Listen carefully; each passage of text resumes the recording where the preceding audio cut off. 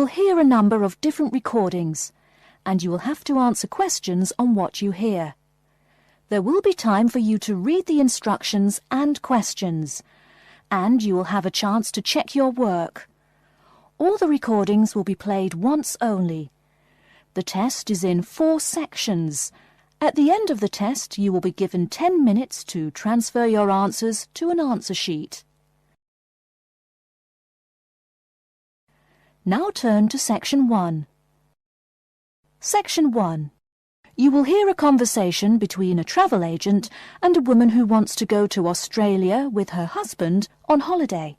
First, you have some time to look at questions 1 to 3.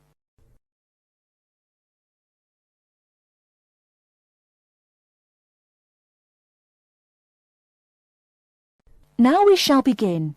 You should answer the questions as you listen, because you will not hear the recording a second time. Listen carefully and answer questions 1 to 3. Good morning. I've been looking at your holidays to Australia in your brochure. I'm thinking of going during the second half of next month. Good morning. As you can see from our brochure, we offer a wide variety of packages to various destinations in Australia. Is there anything in particular that interests you? Yes, my husband and I are very interested in the holidays in the outback. These holidays are becoming increasingly popular. Would you like to arrange flights and accommodation with us, or just accommodation? Can you arrange flights from Sydney? Certainly. OK, flights and accommodation then. Right, you said that you wanted to travel next month. Which date would you prefer? I should point out that there are no daily flights available, so if you have a flexible itinerary, that's better. Well, we arrive in Sydney on the 15th of April, and we were thinking of travelling to the outback on the 18th of August. April. OK, there's only one flight from Sydney to Alice Springs on the 18th, so I'll book you on that. It leaves at 10 in the morning, which is quite convenient. Shall I book 2 seats for you? Yes, please. As for your stay in the outback, you can see from the brochure that we offer 3 packages: budget, standard and luxury. The budget package is about $500 Australian dollars, the standard package is about $700 and the luxury one is approximately $1,000, though it does depend on exactly what you would like regarding extras. Which one would you prefer? Well, we can't decide between the budget and standard options. Well, actually, just looking at my computer here, on the date that you want to fly into Alice Springs, there is no standard accommodation available. It's fully booked, I'm afraid. That's okay. We think that the cheapest one should be fine for us. We don't mind roughing it for a few days, and we don't expect to be spending much time at our accommodations. We prefer the outdoors. Right, let's look at the room options. Before you hear the rest of the conversation, you have some time to look at questions 4 to 10.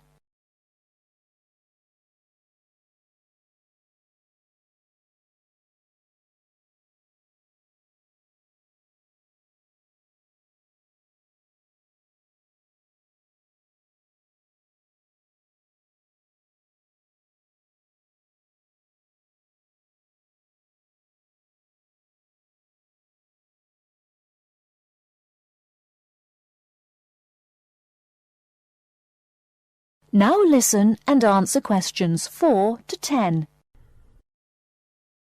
First of all, would you prefer a non-smoking room? Yes, neither of us smokes. OK. Oh, before I forget, could you book everything in my husband's name, please? Yes, of course. Are you paying by credit card? Yes. In that case, I'll need your husband's name exactly as it appears on the card.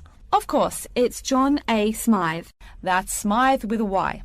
John, middle initial A, surname Smythe, S-M-Y-T-H. Is that correct? Correct. Thank you. I'll just check the price. The room will cost $100 a night plus $10 tax, so $110 per night in total. Is that okay? Yes, that's fine. Book us for 3 nights, please. Most of the guests like to participate in some special activities and trips while they are staying in the outback. Is there anything that interests you and your husband? Yes, there are several things we'd like to see and do. We'd definitely like to visit the cultural centre. Yes, that's very popular. It's within walking distance of the accommodation and it's free. It's also a great place to pick up souvenirs of your trip. We were thinking about visiting one of the nearby farms. There are 2 farms nearby, a sheep farm and a kangaroo farm. There is also an opportunity to ride camels in the desert. Have you ridden a camel before? No, but it sounds like fun. Could you give me some more details about the kangaroo farm and the camel ride? Certainly. The kangaroo farm includes information on how the animals are raised, whilst the camel ride provides information on desert flora and fauna. Which would you prefer? You can arrange to see the kangaroos in the wild if you like, rather than on a farm. That sounds perfect. OK, we'll go on the camel ride and see the kangaroos in their natural habitat. OK, I'll arrange that for you. I forgot to mention that the journey also includes a stop at a place of Aboriginal artwork. It's a place well known for its stone carvings of animals and mythical creatures. That sounds great. Are the carvings in the desert? Yes. Wonderful. Well, that's perfect then. I'm sure you'll have a lovely trip, but remember that you need to take care in the sun. Yes, we're really looking forward to our trip. We really want to try to experience the dream time under the stars. Of course. That's what a trip to the outback is really all about. Yes. Now, how about the cost? That is the end of section 1. You now have half a minute to check your answers.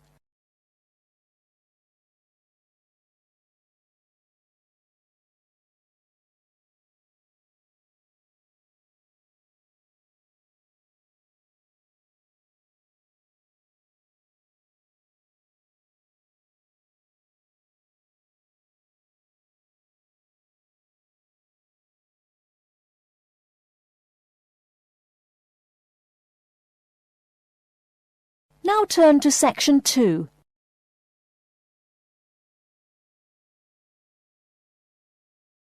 Section 2. You'll hear an announcement which is looking for some volunteers. First, you have some time to look at questions 11 to 15.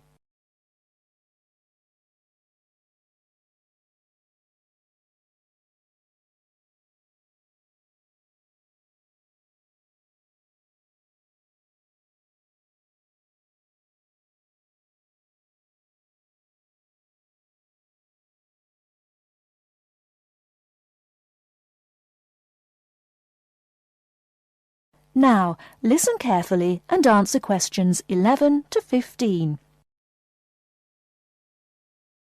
Continuing our broadcast of public service announcements, Worldwide Helpers announces upcoming vacancies for a number of volunteer worker positions. All applicants must meet the following requirements. First of all, applicants must be over 18 years of age. The company apologises, but there can be no exceptions to this rule. Second, persons interested in these positions may not have police records. Minor traffic offences like a parking ticket are, of course, no problem. But, and I quote, past and present drug users and sex offenders need not apply. The employer will, of course, check with the police to verify your clean record. In addition, applicants must supply references from past or present employers or teachers along with their recent CV. These references must testify as to the applicant's work habits and/or character. Remember, these are references from employers or teachers. A note from your dear old mum won't do. Worldwide Helpers assures me that they will contact these references to confirm they are genuine. Although all positions are volunteer, the employer will reimburse some of your expenses. For example, they will pay for transportation to and from the job site. Aside from that, the cost of phone calls is covered. Before you hear the rest of the talk, you have some time to look at questions 16 to 20.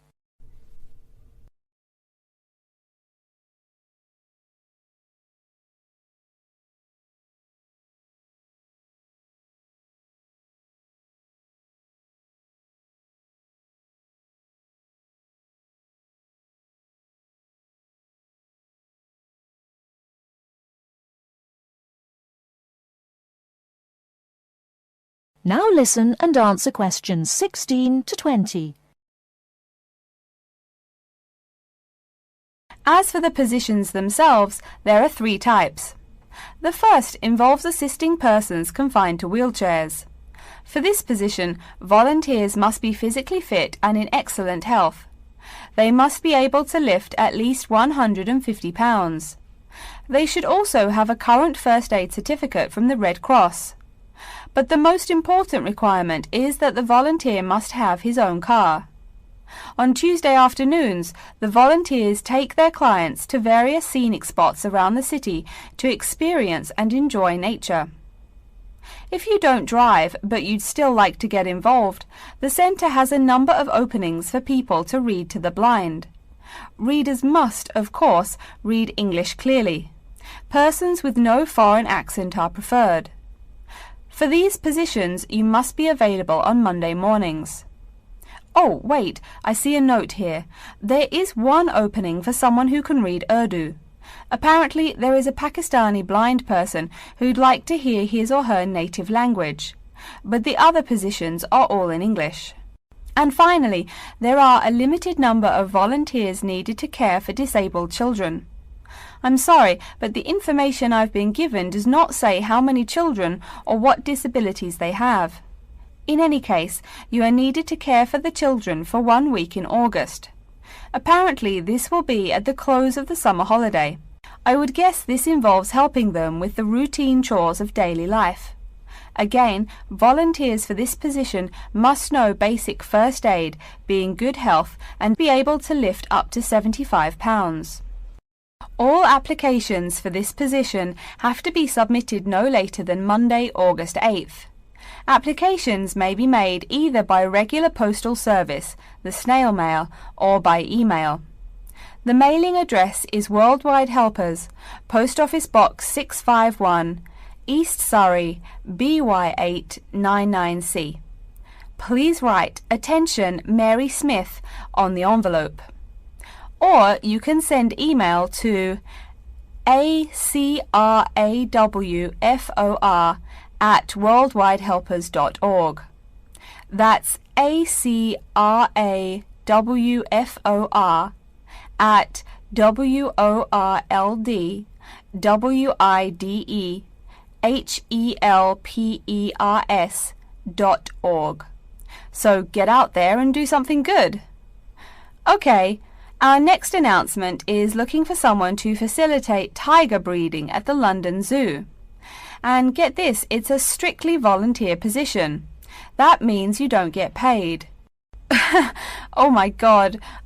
I'm sorry, ladies and gentlemen, but I just have to laugh. That is the end of section 2. You now have half a minute to check your answers.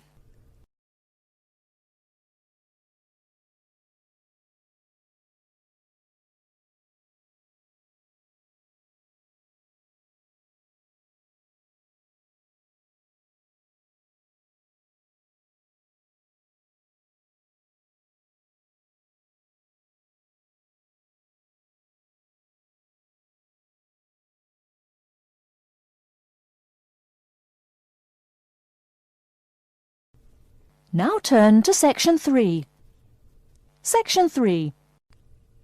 You will hear a student called Pete talking to his classmate Dave about the presentation that he will give on environmental science. First, you have some time to look at questions 21 to 25.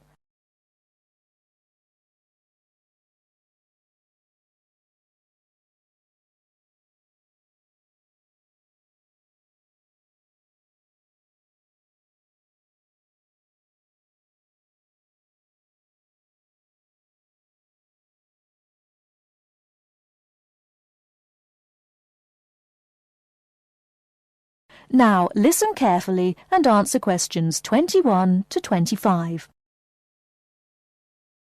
Are you just leaving the library now? I saw you get there at 8 a.m. Yeah, I've been there all day. What for? They hire a cute new librarian or something? I wish. No, it's the presentation that I will give in environmental science the day after tomorrow. What's it about? I heard you were really excited about the class. And Dr. Schnee also calls you for the arcane questions, as he calls them. It's about environmental damage in the Yucatan. Excuse me, what? Or is that where? The Yucatan.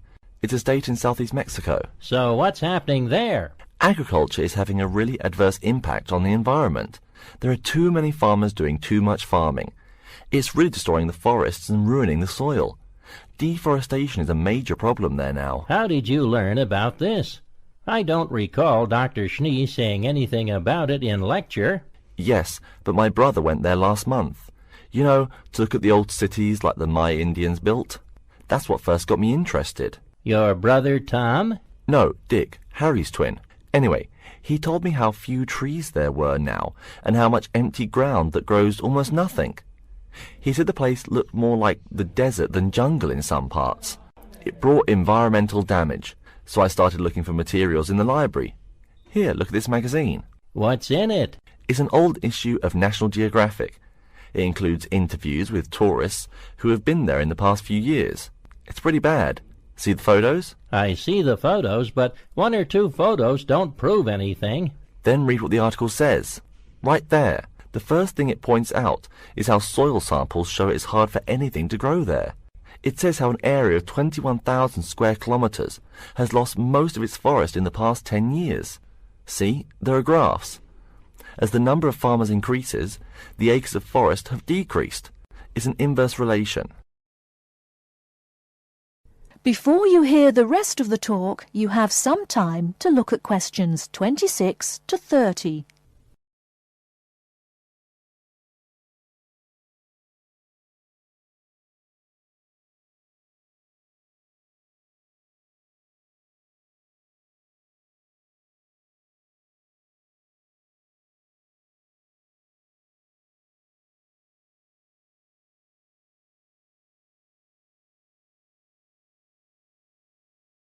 Now listen and answer questions 26 to 30. So, how big is that state? I'm sorry, but I've never really learned the metric system. It's bigger than the state of Massachusetts. That's shocking. Anything else? There's lots of else. Scientists say there's a growing area of about 10.5 square kilometres where nothing can grow at all. It's like the beginning of a desert. Oh, yes. What Dr. Schnee called desertification. But why can't anything grow there? I've never really studied soil chemistry. I'm just starting to look into that subject, but my sister Marie is a geologist, and she says the problem is that the soil has too much saline, with no plants helping to adjust the chemistry. Apparently, that's a common problem with soil types throughout the areas with rainforest. Once you lose the plant cover, it's difficult to bring it back. Reforestation is almost impossible, even if the land is not being used for other purposes. Wait a minute. What is saline? Saline is salt dissolved in water. Scientists who have gone there have taken measurements. They do this by gathering a sample of the soil and running a simple test that shows the ionization of the solution. The geology department in our own university has reviewed the soil at the site too. They're right. It looks pretty bad. The level of salinity is going up. But the plants that would solve that problem can't be planted in soil like that. There is a narrow spectrum of salinity in which the plants will grow. And once you pass the threshold, there is no way to put the problem right? Exactly. It's possible that no one can do anything to stop the trend now. And all because of human greed. Wait a second. How do you know these scientists can be trusted? What kind of reputation do they have? Are they reliable? Oh, they're definitely reliable. They include 4 members of the faculty from the geology department right here at MIT. Here, study these photographs and check the damage yourself. That's what Dr. Horst, who wrote the book here, did. He's newly appointed, but Dr. Schnee said that he's brilliant. So, where are you going now? I'm headed over to the geography department to borrow a map for my presentation. You know, this whole problem could have been avoided. The farmers there in the Yucatan. Pete. What? Go take a break. Leave some studying for the rest of us. That is the end of section 3. You now have half a minute to check your answers.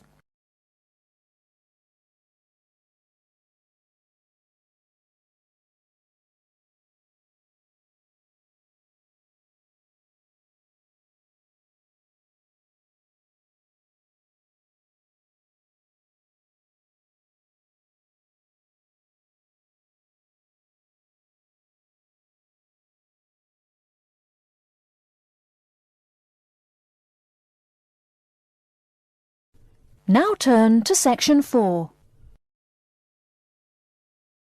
4. You will hear a lecture's introduction to Insect Biology 101. First, you have some time to look at questions 31 to 40.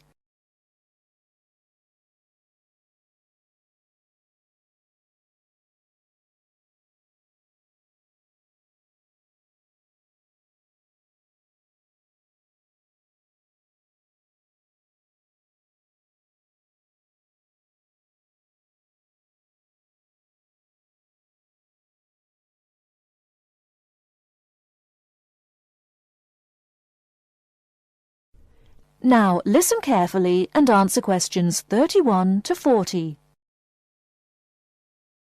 Good afternoon and welcome to Insect Biology 101. I'd like to begin this course with a few remarks about good insects and bad ones. Bugs are all around us, and that's both a benefit and an annoyance, sometimes maybe even serious harm. First, let's talk about the good things that insects do for us. Probably the most important insect for humans, and maybe for all other life, is the bee. Bees help plants in the process of pollination, and thus are necessary to most flowers and fruit-producing trees. That is, they carry pollen from male flowers to female. If it weren't for bees, we'd have very few food plants and no fruit either. In fact, there would be no we. No less a thinker than Albert Einstein pointed out that, without bees, humanity would be dead within a year or less. We'd starve. It's that simple. That should maybe make us just a little humble. A little less dramatic is the fact that bees also make the honey we eat. Moreover, they produce beeswax, which is useful in candles and is also used as a first-rate furniture polish. Sure, these may not be vital to our lives, but they can serve as reminders of how important bees are. That's a point I keep coming back to in this course. Though, in all fairness, I should point out that butterflies aid in pollination as well as bees. Now, here in Michigan, what's the worst part of summer? Yep, that's right, mosquitoes. But I'm talking about helpful insects, right? So let's look at the dragonfly first. If there were no dragonflies, there would be even more mosquitoes. Dragonflies mainly eat mosquitoes and also a few other insects. Yes, that's right. They don't just fly around, and they also help to eliminate harmful insects. So the next time you see a dragonfly, don't you dare kill it. Now, let's talk a little about those harmful insects. Take the mosquitoes I just mentioned as an example. Not so many years ago, mosquitoes here in America weren't just annoying, some were even deadly. They carried malaria and yellow fever. My own ancestor, the Confederate General John Bell Hood, lived through the worst battles of Civil War, only to die at age 38 from yellow fever. A pest, not a bullet. Well, besides the mosquitoes, in summer there is also a kind of insect that never seems tired. Right, that is the fly. Before I go on talking, I must mention an African fly called the tsetse fly, which feeds on blood and can cause serious diseases in the people and animals that it bites. Besides, it is still a bearer of sleeping sickness, which affects around 300,000 people every year in Africa, and can be treated only with toxic drugs that are hard to administer. Worse still, the drugs sometimes don't work. Other insects, of course, destroy food crops. In China, for instance, locusts continue to be a danger to the harvest in some areas. Less important, but still annoying, moths eat people's clothes and dust mites slowly destroy carpets. Worse, but still in the home, termites or white ants eat wood, the wood of your house. If they are not stopped, they can eventually destroy the whole building. Usually they seriously damage a building before anyone even notices them. So, as we all know, insects can be a real trouble. So, what to do? You can go ahead and start killing harmful insects. In the early decades after the Communist Revolution in China, Chairman Mao encouraged the people to swat every fly they could see. Slogans on the walls of buildings called them "little capitalists." But flies reproduce too quickly for this to be a long-term solution. For some decades in the West, to kill insects with chemicals seemed a good remedy. Unfortunately, chemicals can only be used in a limited area for a limited time. It's a small-scale solution. The insects come back. Worse still, some of the poisons used, like DDT, were found harmful to the environment. Many kinds of wildlife, like hawks, were harmed. And people in chemical-using rural areas have one of the highest rates of liver cancer in the world. It's no secret that chemicals remain harmful to humans. Like all species, insects adapt to their changing environments at an amazing rate. When a new chemical is introduced to their habitat, the insects that survive are generally the ones with some way of resisting the harmful effects. They then breed with the other survivors, and just like that, insects become resistant to most poison in a few generations. An insect generation, remember, is a couple of months at most. So again, we have to ask, what to do? Well, there are biological solutions. Some of these are pretty simple. One is destroying the insect's habitat. You take away their home or food. Cleaning your kitchen is the best way to prevent roaches. No garbage, no food. Getting rid of marshes and swamps eliminates mosquitoes. Other solutions might include bringing in dragonflies or bats in areas where mosquitoes are many. This is a cheaper alternative to chemicals. Biological methods like this also bring no extra pollution to the environment. But you have to be careful. If you change the environment too much, you might be hurting other forms of life accidentally. One recent method of controlling insect populations involves interrupting their breeding cycle. What does that mean?